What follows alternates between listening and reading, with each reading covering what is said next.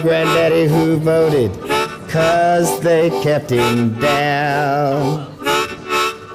They swing your mama and baby, took the photos with the dead, posted them all over town. I felt a sense of dread. What a turnout.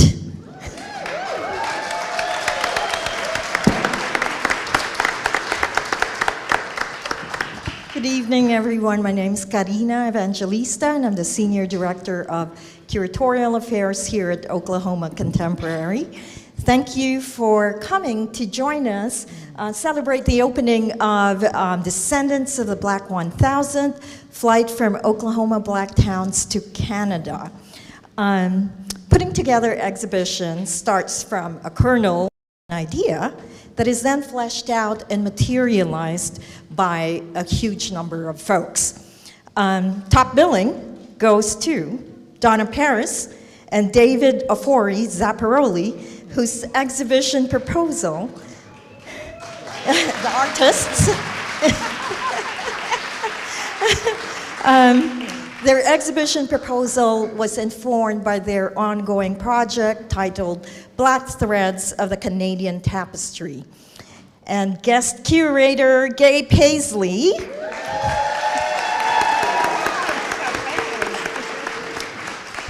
Gay provided both intellectual and artistic shape to the exhibition with insightful support from Joy Dan Tucker. Joy, are you in the room? Hi, Joy. Joy is our guest curatorial associate, and from Oklahoma Contemporary, this exhibition owes its realization to the lean but mighty exhibitions team comprising Pablo Barrera,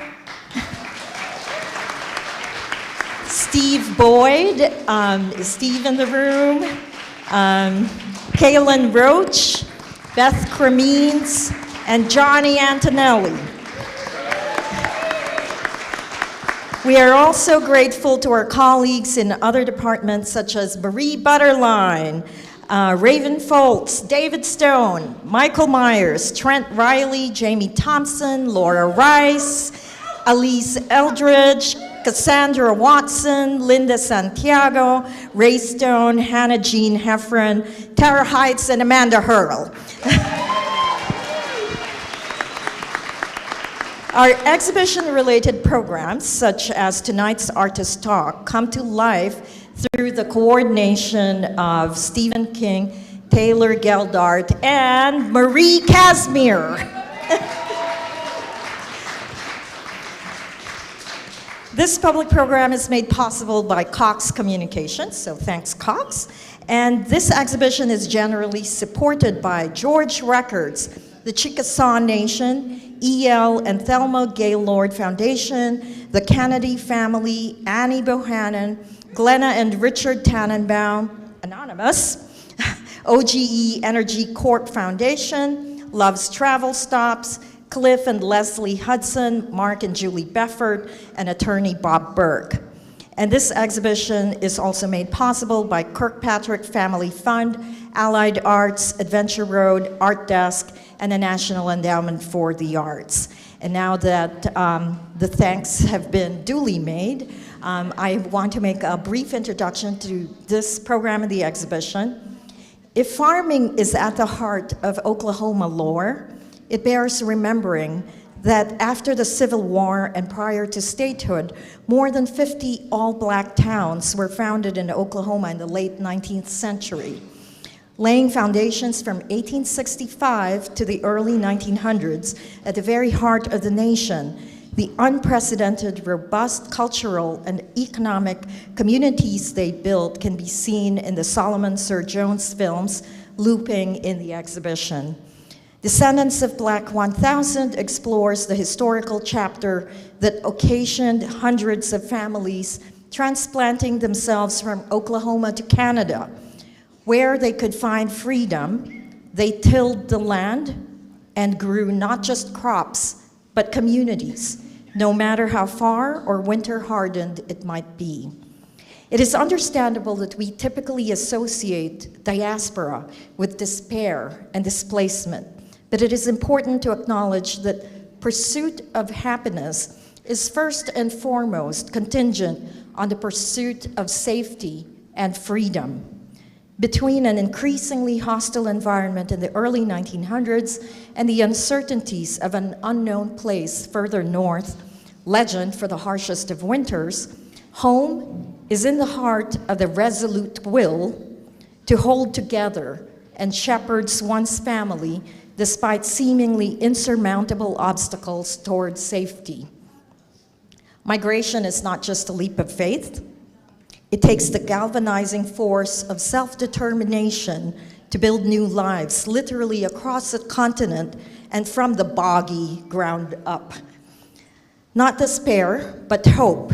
Not merely flight out of fear, but flight out of conviction toward a future shaped on one's own terms. Not bowing to defeat, but defying the odds and holding sacred the dignity of a people. Thank you. And I'd like to introduce our Associate Curator, Pablo Barrera, who's the coordinating curator for this exhibition.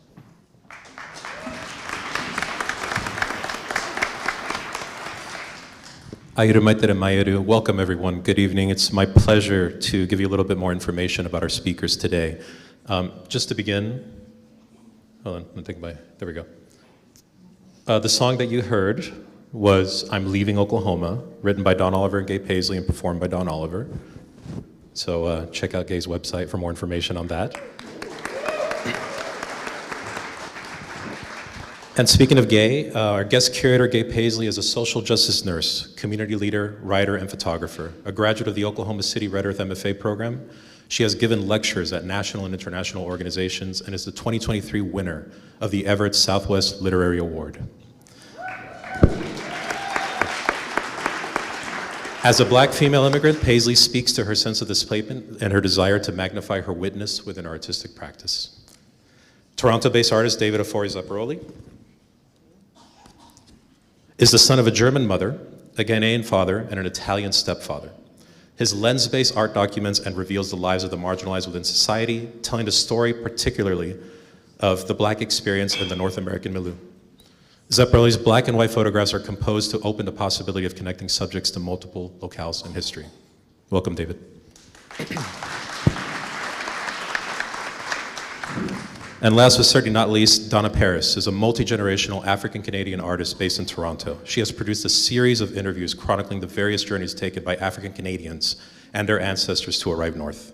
Paris's work centers the importance of collective history, who came before and at what cost, towards enabling us to fully access our present selves and move forward together.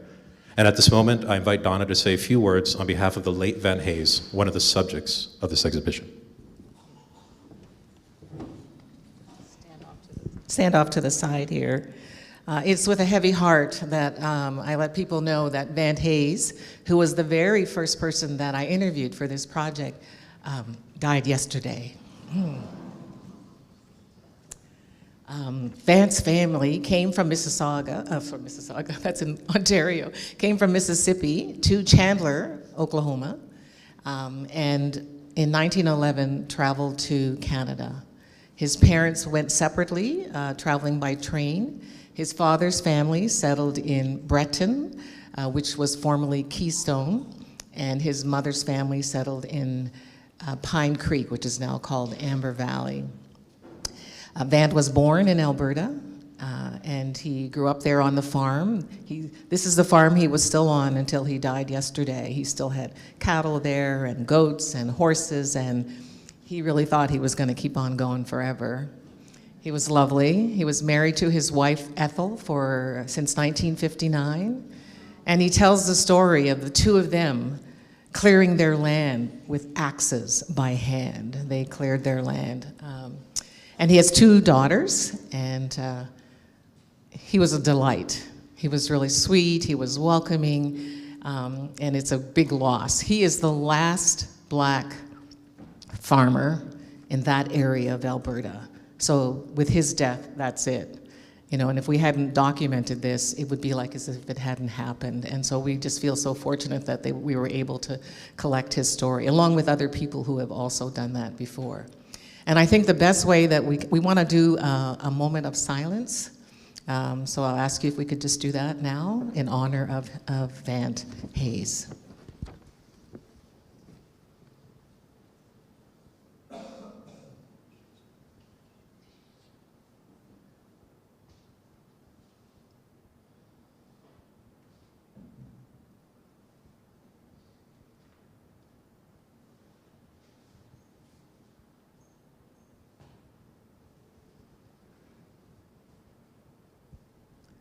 Thank you. And I think the best way that we can honor Vance is if we could have his voice here today for you to hear.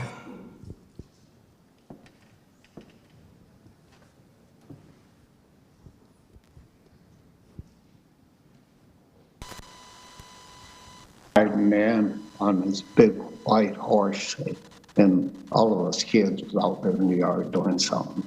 And where's your mother at? I don't know. She's in the house, I guess. One of them told her.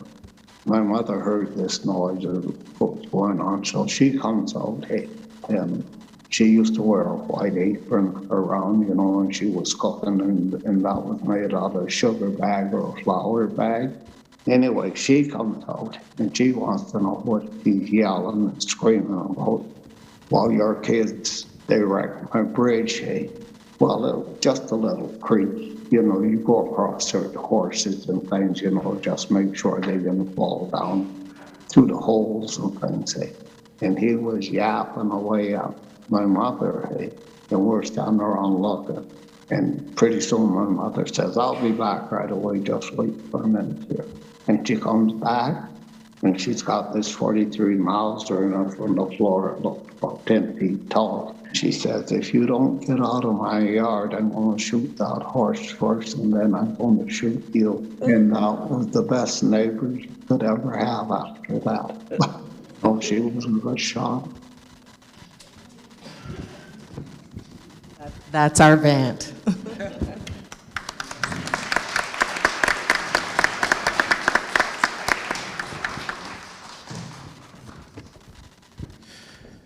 Thank you so much for that, Donna. Before we continue our conversation, it is important among my own and other indigenous cultures to recognize the history of the land where one has the privilege to live, work, and create. To take a moment for what is now known as a land acknowledgement. Oklahoma Contemporary's official land acknowledgement, made in consultation with First Americans Museum, can be found on our website on our first floor lobby area. In a sense, a land acknowledgement is an attempt to recover history. The first challenge for creating an appropriate land acknowledgement is to recognize that this place contains important histories which go beyond the purview of a single statement. Indigenous presence began thousands of years ago, well before the Indian Removal Act of 1830 designated the area, now known as Oklahoma City, for Muskogee Nation removal, and later the Seminole Nation. The works in this exhibition, likewise, provide testimony for a fraction of those experiences, inviting us to consider which perspectives may be missing today from collective memory. The next challenge of a land acknowledgement is to recognize the relationships embedded within the land. Indigenous nations allotted land for their black neighbors and relatives, seeding over 50 all-black towns throughout the state.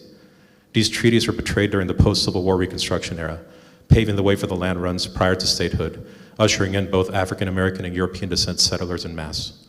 The artworks and Descendants of the Black 1000 complete or complicate our understanding of our shared history, inviting us to reflect on how stories from this place get told and who gets to tell them.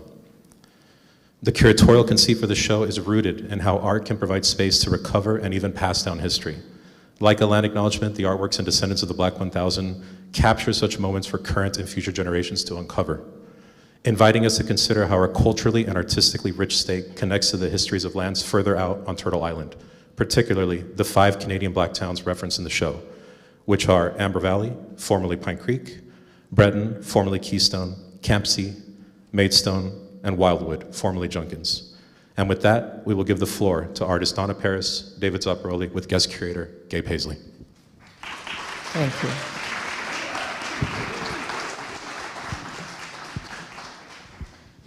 So we've been talking about this for a while now, 6 months. I can't believe we're really here. Thank you all for coming. It's so great to look out and see this large crowd.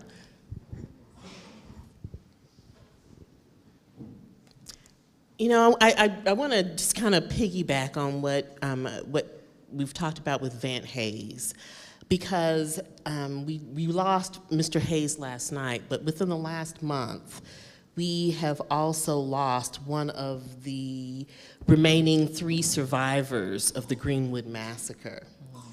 And so this is just another concrete reason why the work that David and Donna are doing are so important.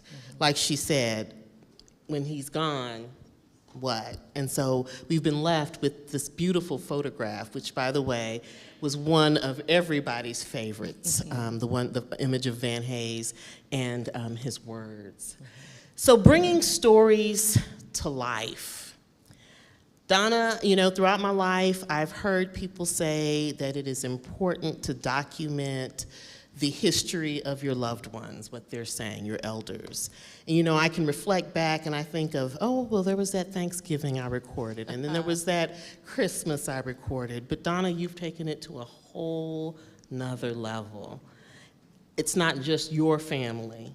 You record communities. Can you talk to us a little bit about why you do what you do? Yes, you know, I grew up for the first parts of my life in a town where we were the only non-white people in that town. And I felt very disconnected from other Black people, and I really felt and learned in school and in the community that being Black wasn't a very good thing. And over the years, I've tried to figure out, you know, how I felt about myself as a Black person, and I decided I wanted to explore my Blackness and what that meant. You know, we have a big country, Canada. We have a lot of Black history that is not known across the country from one end to the other. And, you know, I think about when I was a little girl, if I had known some of the stories about the great things that Black people had done, about the struggles that people had taken, I think it would have made a huge difference in how I felt about myself as a Black person. And so that's why I do these stories. At first I started out wanting to collect the stories so we could have them on record. And then after a while, it became really important that people just got to tell their stories. Because lots of times people don't get to talk about the stories. Partly people don't ask, what's your story? You know, we're young, we're not really paying attention to that grandmother who's telling us that, I think Johnny said today, that same story for the 5th time. You don't really pay attention to it. It's so important. It's so important. I mean, you can tell if you're looking at the video today, Solomon Sir Jones, 100 years ago, he collected those videos. And it's amazing. I'm just loving sitting there watching them. I hope 100 years from now that people are gonna go, look at these photos and look at this audio that Donna and David collected. Oh, we're so happy that we have it. And so that's why we do. It's important. It's so important. And as you said, as Vant and the man that you mentioned from the massacre in Greenwood, they're gone. And when they're gone, the story goes with them unless we document it. Okay. This is an image of Cheryl Fogo. And one of the things that we immediately loved about David's work was the timelessness of the images.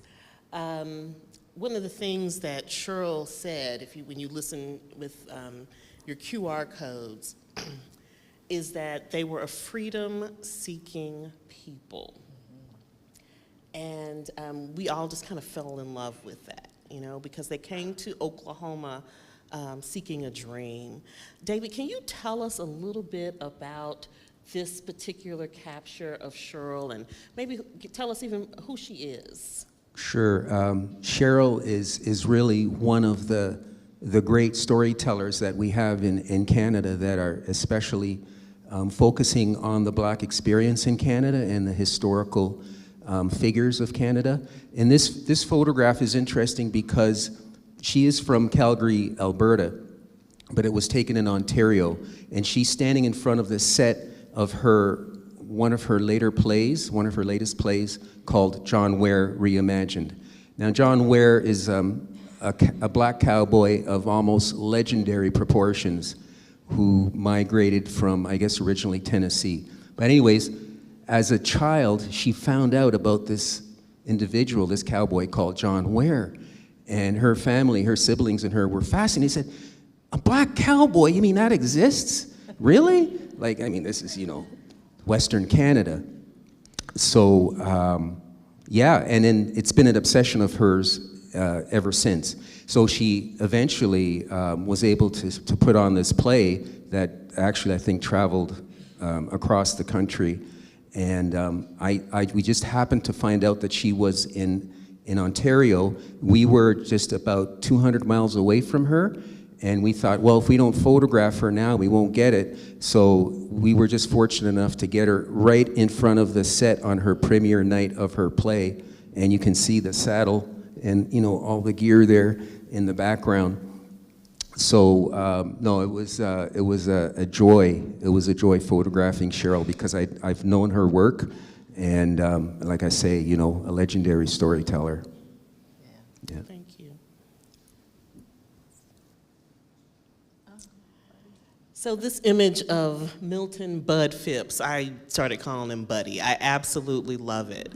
And again, when we speak to the timelessness of David's portraiture, when I initially looked at the image, I thought I was looking at a portrait of the original Black 1000, when in fact you had captured this photo in, do you recall when? Yeah, this was just 2 summers ago. Was it? It was 2 summers ago that we were there, and you know, one of the interesting things about doing this project is that often some of the individuals we photograph are going to be, you know, these folks are elderly, and you have to be able to grab the photographs where they sit. Sometimes you can't just pick them up and take them into a location where you think the environment is more whatever dynamic. So when this was taken, his grandson was just outside the window there. You can see the cat. You can see part of the cat there that's lying on the ground. Well, his grandson was about 20 yards away, revving up. They were working on his motorbike, and it was revving outside the window, just revving his bike. And poor Donna, trying to record the interview at the same time, she had to find a way to filter out the sound of this motorbike afterwards. But Bud was wonderful. You know, again, the archetypal farmer. And, you know, I grew up in Toronto knowing nothing about the urban life or farming. And to me, somebody like Bud is the, you know, he's almost like the mythological character that I get to photograph. And there he is in his overalls and all. And it was, you know, when I was a kid in school, you know, and I was just learning how to read, F stood for farmer. And so that was him in the flesh for me, yeah. And you know, one of the things I loved about Bud, he would kept saying, girl, let me tell you something, girl. And I just love that. It was so lovely. And you know, he talks in one of his, in the audio clip about packing a gun and, you know, wearing your overalls and having a little pocket there and keeping your gun really close just in case something was gonna happen. And he was just lovely, to sit there and tell stories, and he was just, and David's right, motorbike, there was a fan on, and it was, you know, it was really hot, and, you know, he's up there in age, and I didn't want to tell him to turn the fan off, so we had this fan, I had somebody rattling papers, it was really something. But as David said, it's true. I knew that wasn't going to be one of those, oh, I'll call you in a couple of weeks and I'll do it over Zoom. It wasn't going to happen. So we had to get the interview and we had to get the photo when it was happening. And we're so glad we did. And it was a lot of extra work to get those sounds edited out, but they turned out great. And please listen to Bud tell his stories. It's great. Absolutely. It was one of my favorites. Donna you've shared a little bit with us about your experience, and what we know is that there are different ways to experience being Black in this world. So you grew up in an area where you were the only Black person. So when I first met David on Zoom, he introduced himself, and I thought it was really fascinating the way he introduced himself. He started out with who his mom was, And then he explained his father, and it almost felt like he was explaining himself. And I'm really glad that he did, because in an interview, someone said, "Oh, who's the Asian guy that's involved in the show?" And I thought, that's interesting. And I wondered if that happens to you often, and how that influences your art.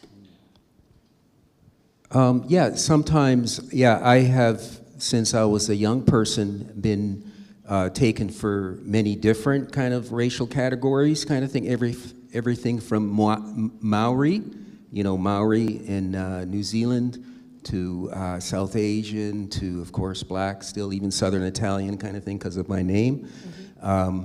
And yeah, it's been kind of challenging for me, I have to admit. It's been challenging.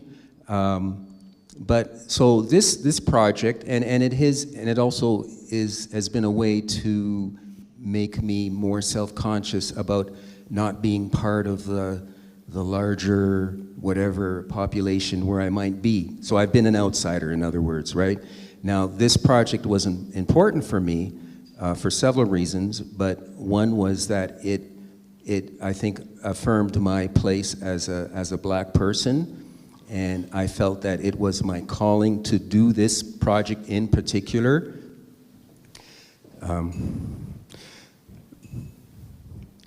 I felt privileged to do this work. So, and I was challenged. I think it was the challenge of the work that really made me want to do the best that I could with it. I realized the importance of it. I know that it's the most important work of my career, as far as making a place in Canadian history for the Black experience and broadening the perception of the Black experience in not only Canada but North America. So yes, my heritage has played a part in the way that I approach my work. And we talked a little bit, with doing this research as the guest curator, there's been so many great discoveries. And one of the things, and I shared this with you guys, that I discovered is that there are many multiracial or biracial people who were involved in Oklahoma. For example, Mr. McCabe, who initiated, he was an attorney, the building of Black towns, could pass for white. And he would use that to help buy land for his Black brothers and sisters. And also Mr. Dungy, who was the owner of the Black Dispatch, which was the Black newspaper that told the truth in Oklahoma, could also pass and would often challenge whites. He would go and sit on the bus, and they would have to do a double take. Oh, wait a minute, he's Black, get him off. Get him off of here. And so you're where you're supposed to be, and we're glad that you're here. So thank you so much.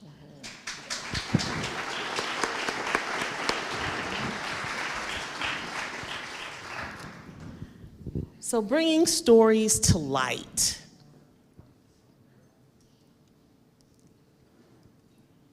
Oops, sorry, let's go back. This is a photograph of the classroom of Antoinette Snow. Mrs. D.C. Constant. She taught an African American history missionary school in 1890. This is before statehood. And I just want you to reflect on American history and how progressive this dream must have been. A classroom that is diverse before statehood. And we received this courtesy of the Oklahoma Historical Society.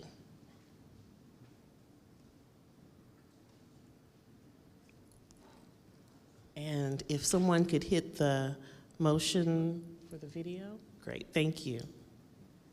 And Oklahoma is a unique space in terms of the number of African American towns that were established. Some suggest upwards of 50 African American towns between 1924 and 1928. Reverend S.S. Jones was going around documenting this sort of self-determined, vibrant African American communities. You see the African American educators, doctors, lawyers, landowners, oil barons, and I think that's what's so remarkable about this footage. To think that individuals, how many years out of slavery, are now owning oil wells that are producing 2,000 barrels a day. Is that not the ultimate American dream? Is that not the ultimate American story? It flies in the face of what I think some people consider part of African American history and culture. And I think that that was one of the things that Oklahoma and what S.S.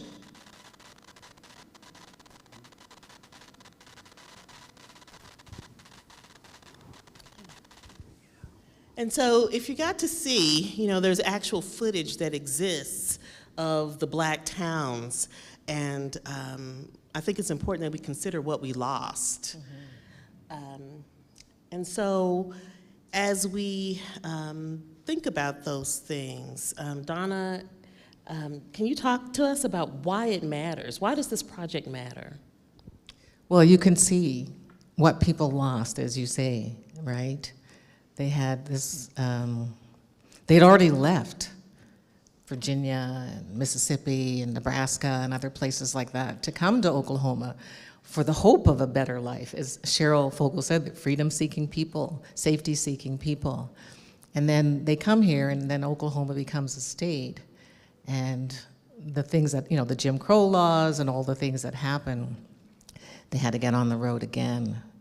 And you know, to pack up, first you've already done that, and then to come to Oklahoma, and then to have to do that again, to go to another place, unknown, you don't know what the territory's like, you don't know what you're gonna receive when you get there.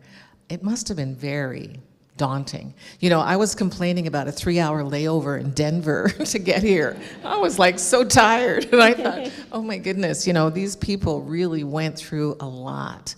And we really want people to understand that. You know, I want young Black people to know what their ancestors went through. You know, I often talk about my 3 times great-grandfather. Of course, I wasn't alive when he was, but I always say that he was thinking about me. And you know, he came to Nova Scotia, he built a life for himself there. He sent his 3 sons to university at a time when Black people weren't welcome there. And so in my mind, he was thinking about me because he was thinking about the future. You know, I get to have the life that I now have because my grandfather made those decisions and went through those challenges. And that's what can be said about the people who left Oklahoma to go to Canada. You know, we talked a little bit earlier, I don't know if you're gonna cover this a little bit later, Joy, but we were talking about, I'm sorry, Gay, sorry. We've been talking to Joy and Gay, and I'm sorry, Gay. About, just losing my train of thought there. About, The catalyst or what maybe caused this change, you know, they came to? Sorry, No, yes, about, you know, in Canada we have this myth, you know, people came through the Underground Railroad, and then it was all tickety-boo, and life was all great. And that's not the case. And the Underground Railroad wasn't the only way that Black people came to Canada. There's a myriad of ways that Black people came to Canada, and many through the United States. You know, there's the, a number of people went through, what's it called, Salt Springs Island in British Columbia. When the gold rush happened, Black people came up as what they call Black loyalists, those who were loyal to the British when during the war. So there's a whole history of Black people coming through, and it wasn't pretty when they got there. I mean, this project in particular, the migration was stopped. I mean, our prime minister at the time put together what's called an order of council, and I think you guys have it out there, that said, there's just too many black people coming, and we're going to stop this for the next year and a half or the next 2 years. No more black people are allowed to come. You know, we have a lot of Ukrainians, a lot of Poles, a lot of people who came for this call from Canada for people to come there and homestead the land. They, of course, at the time, they weren't saying, but not black people, right? And this seemed like a great opportunity for black people to leave Oklahoma and go to Canada. And people couldn't handle it. And so when a lot of Ukrainians came, and then the next wave came, and the next wave came, and the next wave came. So we have a lot of Ukrainians, we have a lot of Poles, we have a lot of everybody in Canada. But this migration got stopped, and it's really sad. And we really want people to know that. And one of the other things I want people to know, and Brandy talks about this in her interview, about people didn't forget where they came from. People remember that they're from Oklahoma. Oh, it just dawned on me that I forgot to ask people if there are people here who were related to Vant. Anyone here related to Vant Hayes, to the Hayes family? No, okay. But there are people here who are related to Debbie Beaver, who is another person in our audience. So maybe you could say who you are. There's some people in the front here who are relatives. Can I go down and go over and say, hey, I want to make sure. It just dawned on me that I'd forgot to do this. So I'm taking us out of order here. Sorry about that. So I want you to introduce yourself and say what your connection is to Debbie Beaver. My name is Arleta Primus, and Miss Beaver and my grandmother were sisters. And you were born in? Tulsa, Oklahoma. Mm-hmm. Hi, I'm her granddaughter. I was also born and raised in Tulsa, Oklahoma. And your name? Donna Norman. I'm her daughter. My name is Charlotte Fisher in Tulsa. Oh, we're so happy to have you here today. This is amazing. This is amazing. So. And one of the things that is noted in this, you know, I don't know if I shared with you guys that in the literature, this migration of blacks to to Canada after statehood is considered the second Underground Railroad. And one of the things that is noted about it is that the people maintain contact with their family in Oklahoma. Mm-hmm. And so on Sundays, you know, they make it a practice to stay in touch with one another. There's a train that takes you directly from Oklahoma to Canada so they can get back and forth, and they can encourage one another to move back and forth. So we're getting down to 10 minutes here. And so, David, can you talk to us about why this project is important?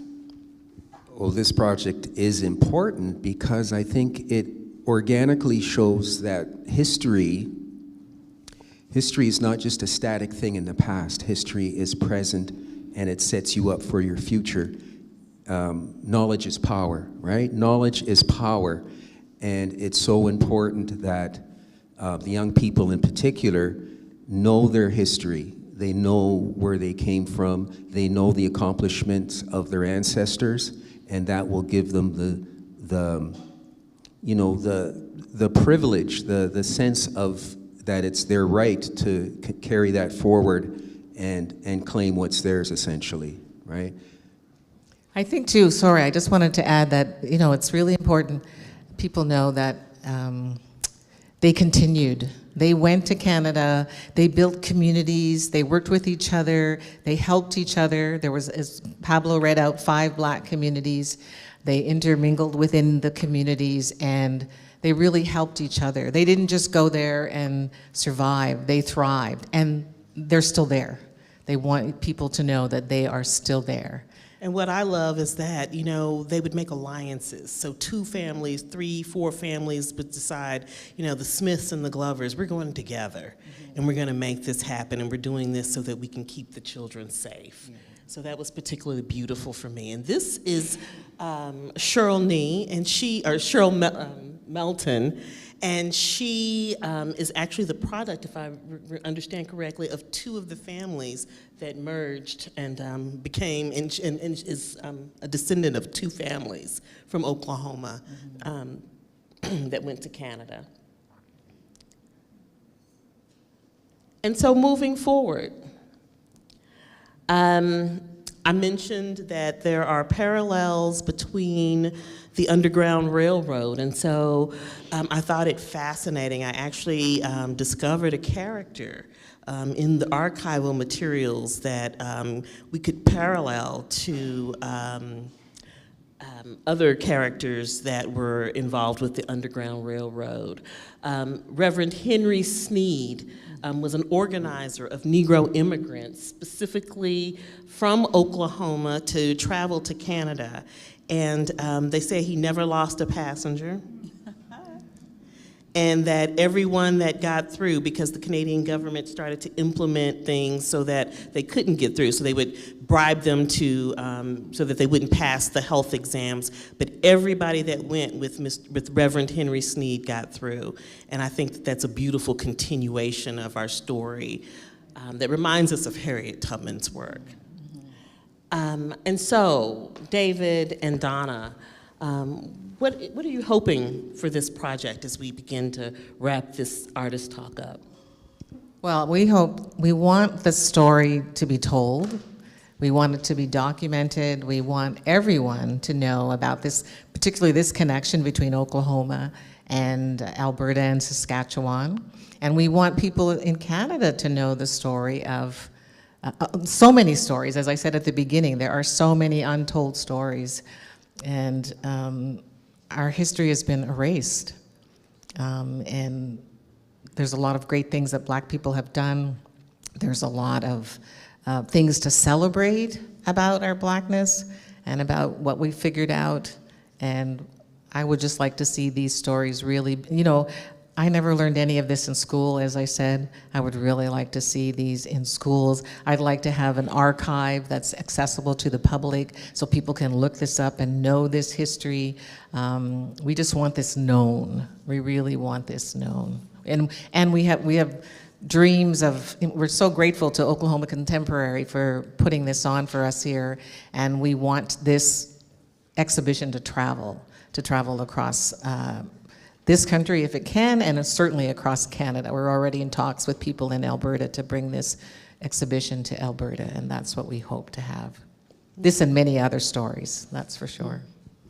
Yeah, one of the things I really appreciate about this project is that it shows a connection north and south, right? That 49th parallel, that border that's supposed to, you know, separate our countries. I mean, I really did, I have to admit, I grew up thinking that where they made us believe in school up in Toronto in Canada that Canadians were a gentler, kinder nation than you folks to the south.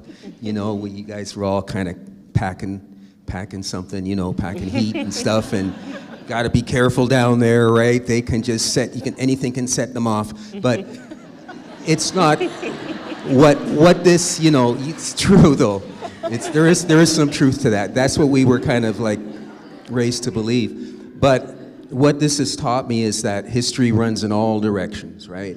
It runs north, south, east, west, and sometimes borders are just lines on a map, and it's not always the breathing, living history that it is.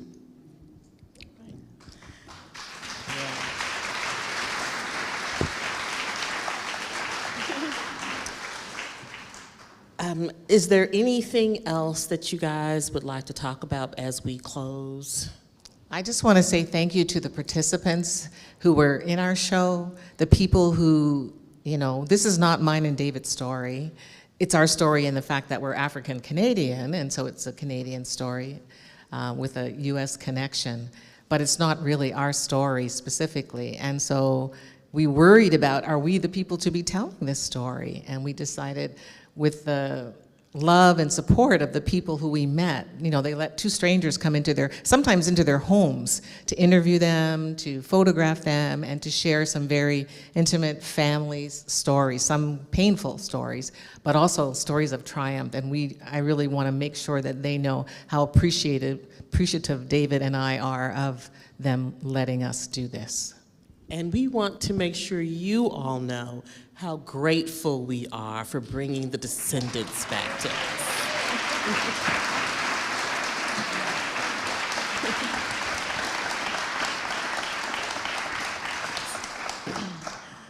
I would like to thank,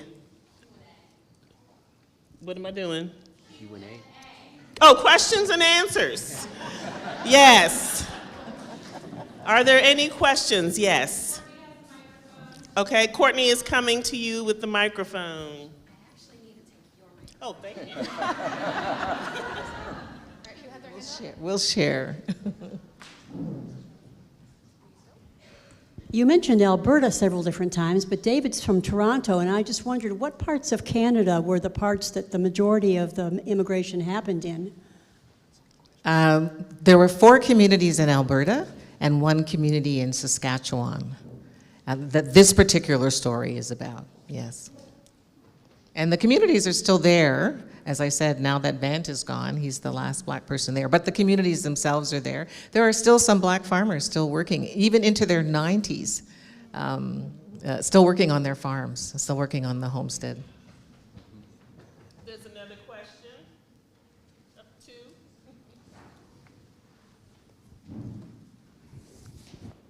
Does somebody, you still have the microphone?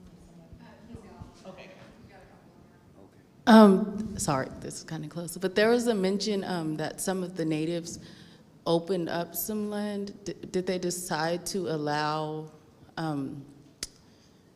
when the act was passed, was that just the Prime Minister passing it, or were the people in Canada as a whole, like beckoning people to come? In a sense of, I guess, I read, I don't know if I'm forming this question right. The natives, did they welcome the blacks? You know, I know they were going. Are you talking about in Canada or in Oklahoma? In Canada. Actually, there was a real concern. You know, Canada, America has its history, but Canada certainly has a significant history, negative history with Native Americans. And one of the big concerns was that the blacks who were coming to Canada from Oklahoma weren't like the blacks who were escaping from slavery. They were concerned that they were mixed with Indian. And this is very well documented in the archival materials. So. And many of the participants, though, did tell us that if it wasn't for the Native people, they might not have survived. That they really taught them things about the land and how to farm, and they were really welcoming. I mean, we could go into a whole nother story about this is stolen land, in Canada, that this is not their land, but they went up there in good faith to homestead, and they were welcomed, I don't know, welcome, but they were certainly supported and helped out by Native communities. I think this gentleman had a question.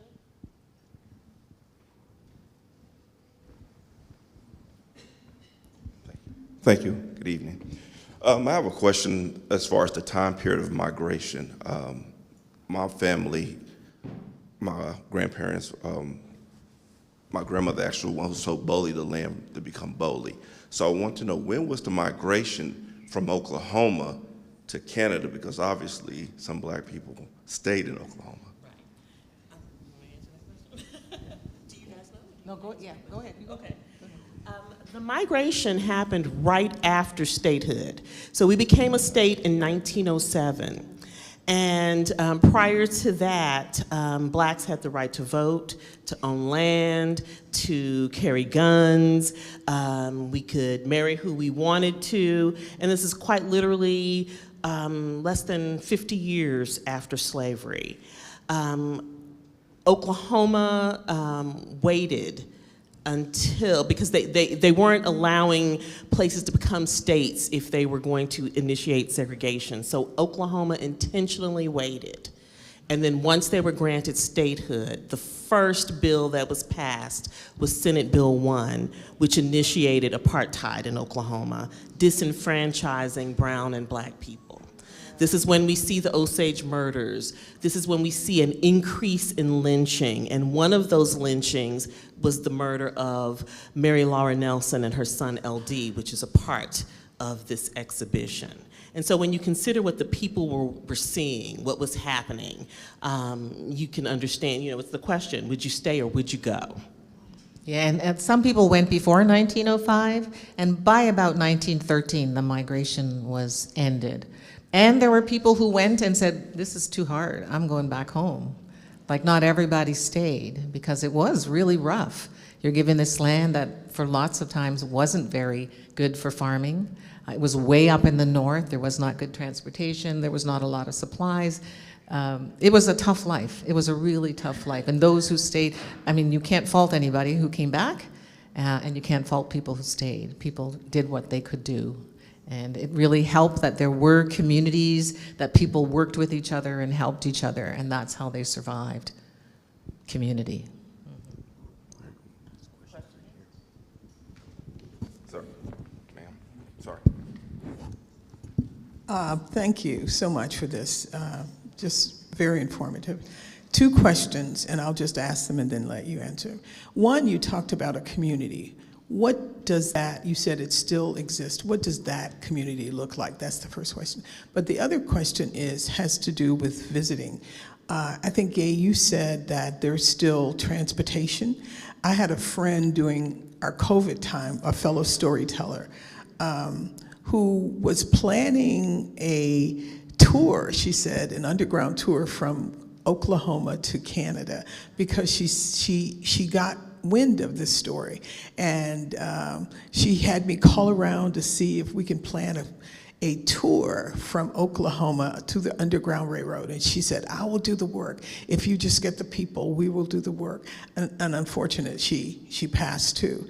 And so we never have. So I was so excited to see this and that somebody else knew this story about this. But you talked about a train or something that you said, a bus, something from Oklahoma to Canada that some of the families were keeping in touch with does that still exist? So one, what does the community look like? And then now, is there a tour someplace that we could take to see this? Actually, there are no tours for the Oklahoma migration.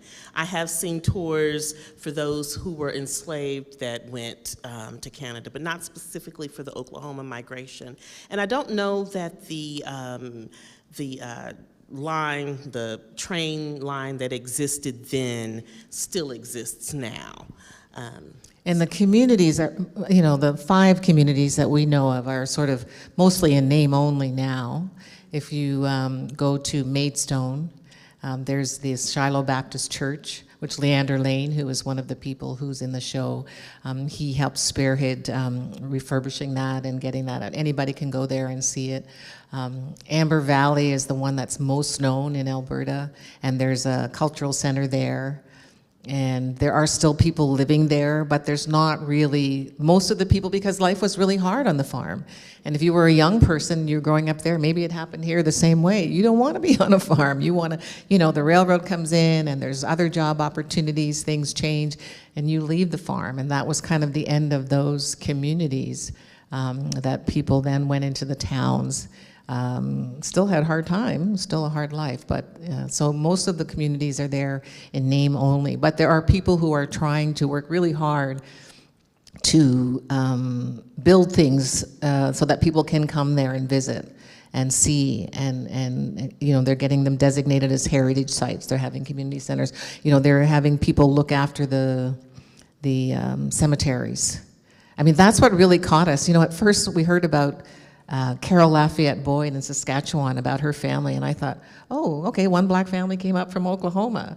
And then we heard about Vant Hayes. Okay, so another black family came up from Oklahoma. And then we went to Amber Valley, and we went, the Beavers, Debbie Beaver and Paul and Myrna, their cousin, and Gil, took us on a tour of Campsie and Amber Valley.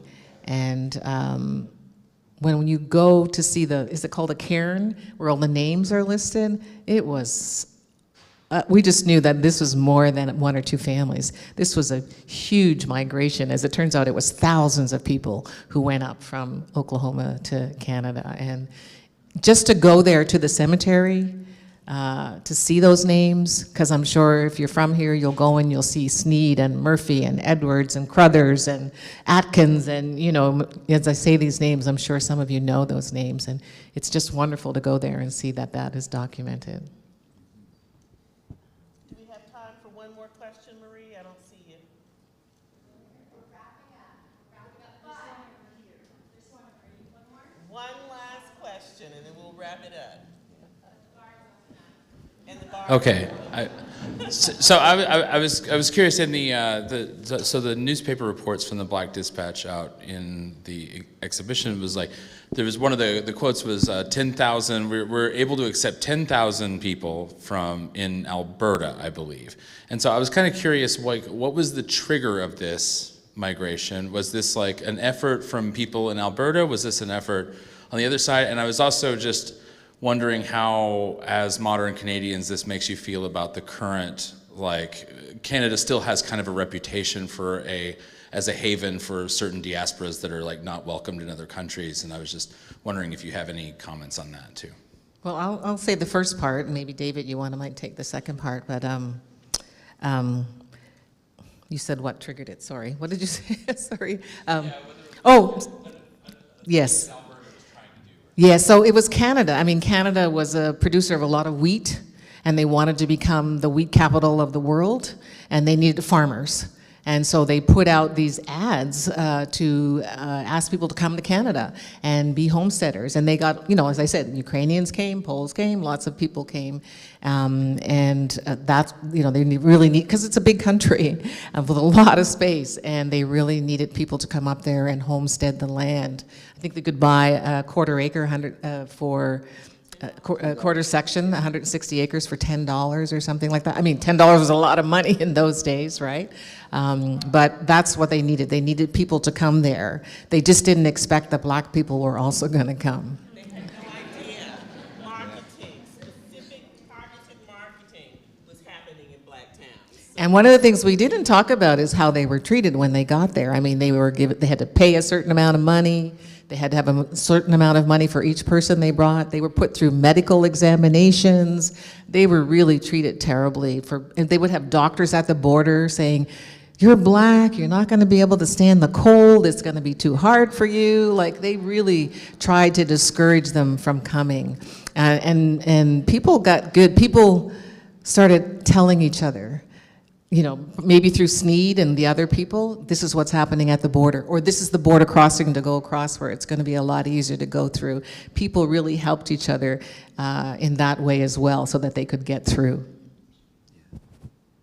I've got a little interesting little fact around, something. I was watching a football game. This was in the mid-'90s, and there was a player on the New Orleans Saints called Ruben Mays. And a few people know. And they talked a little bit about his background, and they said he's from a place in northern Saskatchewan called North Battleford. And I thought, what? There's Black folks in northern Saskatchewan? Where would they come from? And so it just shows how buried this history is. And another interesting fact is Charlotte Williams, one of the people we photographed out there, is his sister. So it just shows you the connection, but I didn't find out about this migration until, 20 years after seeing that football game. So you can see how things can get buried, right? This was before the internet. So, now obviously you find out, Ruben Mays, you just Google a person. Oh, okay, there's a migration. Oh. You were asking the question about Canada now, right? He was asking about Canada now. Canada now.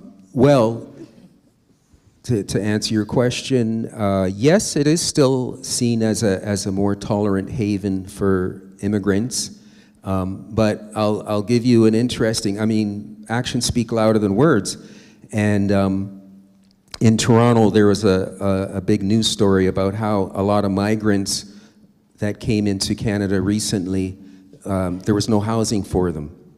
So a lot of them were sleeping on the streets right in downtown Toronto.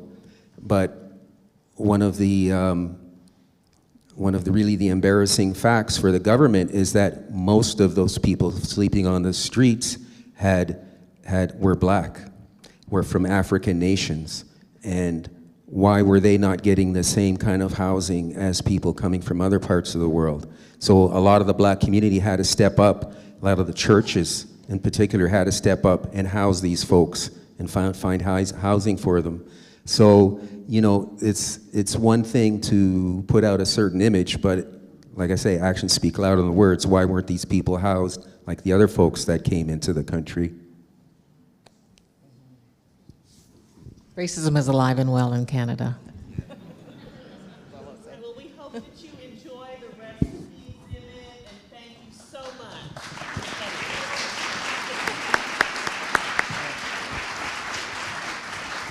Is Joy Tucker here? Come on down, Joy. Joy was my research assistant throughout this process, and I want to make sure you get flowers. Joy had to be an expert in copyright for the United States as well as Canada, and she did everything in her power to make sure that every ancestor was documented correctly and cited correctly. And so again, Joy, thank you so much.